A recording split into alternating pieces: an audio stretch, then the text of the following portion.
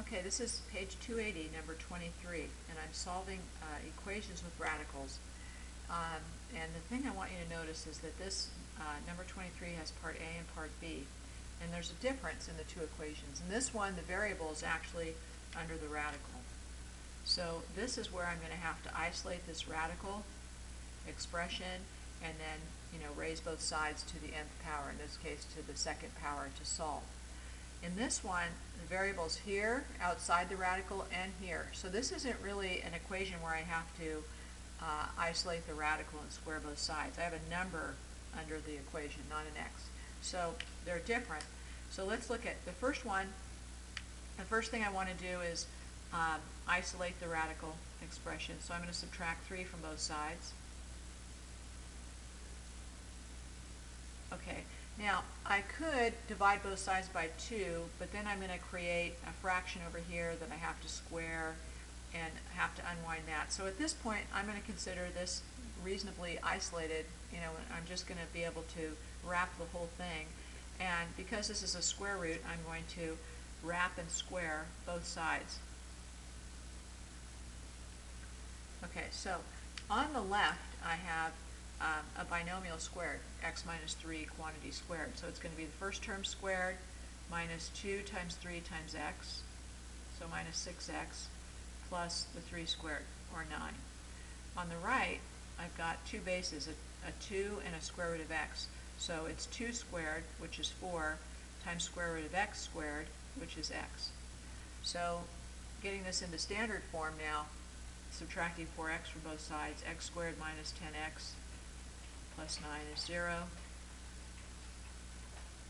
That's going to factor to be x minus 9 and x minus 1.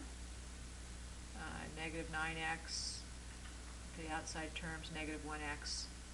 I'm good. So my initial solutions are a positive 1 and a positive 9. But as you recall, when I've got a variable under a radical, I have to check both of those. So if I plug in a 1, I'm going to check the 1 for x. I have 1 equals 3 plus 2 times the square root of 1. So 1 equals 3 plus 2 times 1.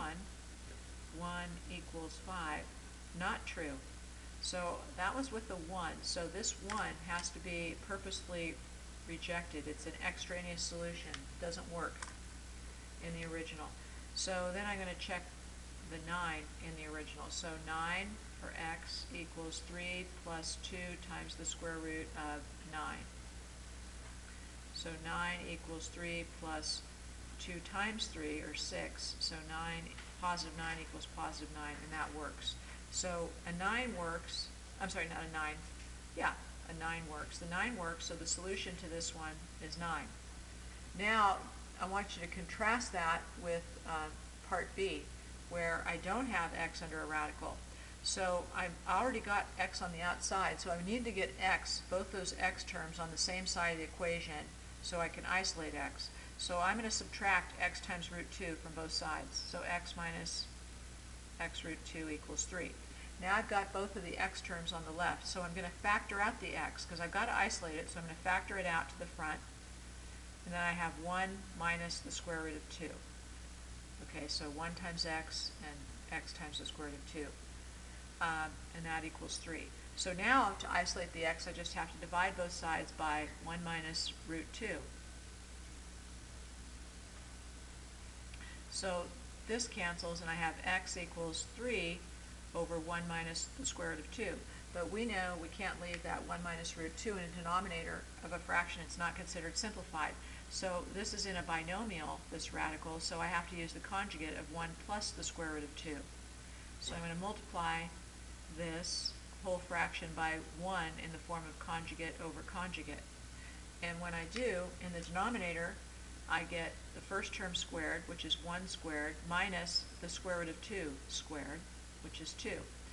In the numerator, I have to distribute this 3, so I get 3 plus 3 root 2.